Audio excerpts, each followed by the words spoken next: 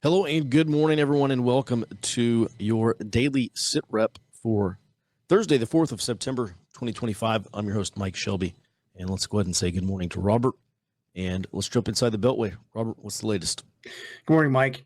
So yesterday, during his meeting with Mexican officials to discuss security cooperation, Secretary of State Marco Rubio said that the Trump administration is going to conduct more strikes against narco-terrorist groups. He specifically said that the president of the United States is going to wage war on narco-terrorist organizations. And then there was also a comment from President Donald Trump yesterday, basically confirming how they got positive identification on the vessel that Tren de Aragua vessel they struck. He said that, quote, "We have tapes of them speaking," which seems to hint that they confirmed the identity of the boat and the people on the boat through SIGINT, or signals intelligence. Sure. All right. And, you know, that kind of lines up with what we saw, or what we were discussing yesterday, which is I just saw an op-ed in one of the major news outlets this morning saying this is the new phase of the drug war, and it's an actual war now. It's an actual war on drugs. Seems to be the case. And then yesterday, the House Appropriations Committee, they passed one of those must-pass spending bills through their committee, the Financial Services and General Government Funding Bill. And looking at the bill, it would cut almost $3 billion from the Internal Revenue Service budget, and $2.4 billion of that cut would specifically target IRS enforcement. I think this is going to be one of those bills that Democrats oppose that could end up forcing that partial shutdown on the 30th of September. I did also see there was an amendment actually passed by a Democrat on this bill. 3 Republicans crossed the aisle to get it passed 30-29, and it would actually allow DACA, or deferred action on childhood arrival recipients, to work for the federal government, which this might end up becoming a poison pill, basically, to have Republicans redo this bill. Mm-hmm. And then the Senate Majority Leader John Thune said yesterday that Republicans are going to change Senate rules to allow President Trump to bundle all of his nominees outside of cabinet level nominees or judges in order to get one vote on a backlog now that sits above 400 federal government nominees. And then finally, moving over to the domestic side, the Department of Homeland Security announced that it was going to partner with the Louisiana state government to build an ICE detention facility at the Louisiana State Penitentiary, which is also known as Angola Prison. They said this new facility is going to expand ICE detention space by more than 400 beds, and it's, according to the DHS statement, going to house the, quote, worst of the illegal immigrant criminals arrested by ICE. Mm-hmm. All right. Interesting. Thanks for that, Robert. And let's go ahead and move on here to our global SITREP. Starting with the latest from U.S. and Mexico. Jared? Yep. Following on from that, the U.S. and Mexico released a joint statement during Secretary Rubio's visit. Now, this is to reaffirm security cooperation between the two governments, which, good sign. We've been saying that for a little while. The governments are going to continue meeting regularly, and they're actually formalizing the process here per the press conference they had yesterday.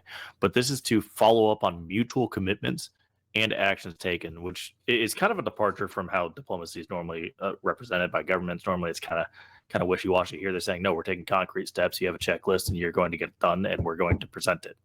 That's very abnormal. Now, the ultimate stated goal of this is, quoting, to dismantle transnational organized crime through enhanced cooperation. So taking down cartels. That's at least a concrete goal. So much more concrete diplomacy than we have normally seen in the past few years. Moving over to the DHS in Venezuela, the Department of Homeland Security announced yesterday that it will end the 2021 temporary protective status of Venezuelans on 10 September of this year. Now, the termination is due to Venezuela driving irregular migration. The DHS is offering a complimentary plane ticket, $1,000 exit bonus, and potential future opportunities for legal immigration for all Venezuelans who leave ahead of that time and voluntarily. They just have to check out with Customs and Border Patrol. So they're highly incentivizing these people to leave. And I do want to note the potential future opportunities doesn't mean that they will necessarily come back, just that they're not going to be forbidden from returning. Yeah, it's a little more carrot to get them to leave. Yep. And there is one more designation I expect to be revoked as well. There's a 2023 designation for Venezuelans, so that's probably going to come down the pipe very soon here. The United States also issued several sanctions on a Chinese chemical company and its 2 executives yesterday for manufacturing and coordinating shipments of illicit opioids and chemical agents to the United States. Now, the State Department further accused the government of China of, quoting, actively sustaining and expanding the business of poisoning our citizens, which is an act of war. And well, then they didn't say, hang on. They didn't say it's an act of war. They did not say it's an act of war, but saying that you are poisoning our citizens. Okay. All right. Yeah. Now, over in Europe, the UK Prime Minister, President of France, and NATO Secretary General, along with the Ukrainian president, they're all going to have a call with Trump today to show, per the release they had, that they are capable, with regard to our American partners, of honoring the commitments we've made. So they're showing, hey, we are actually making the progress that you asked us for. And in return, they're asking for the U.S. to increase pressure on Russia. They haven't defined that, but presumably more sanctions. Now, this call is actually a follow-up to the meeting that all of those leaders had jointly yesterday as well. All right. Thanks for that, Jared. 67 protest events today within the baseline. And by the way, Indivisible did announce that next day of action, the National Day of Action, the next big national protest that's coming up on October the 18th. It's No Kings 2.0. They want it to be bigger, better. And I have my doubts, as I expressed yesterday. All right, let's move on here. Over on the early warning side today, I'm going to talk about these ICE and anti-ICE tactics, this game of cat and mouse that's going on in Los Angeles right now. This is from an LA-based activist.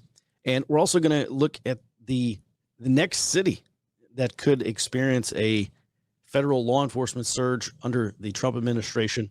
And then we'll discuss counter-drug operations as well. And with that, guys, also tomorrow on Friday, I'm publishing the weekly economic early warning report.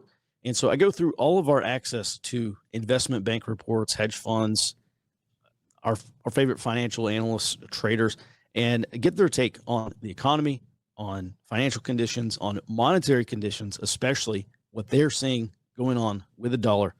And I discuss that and a lot more.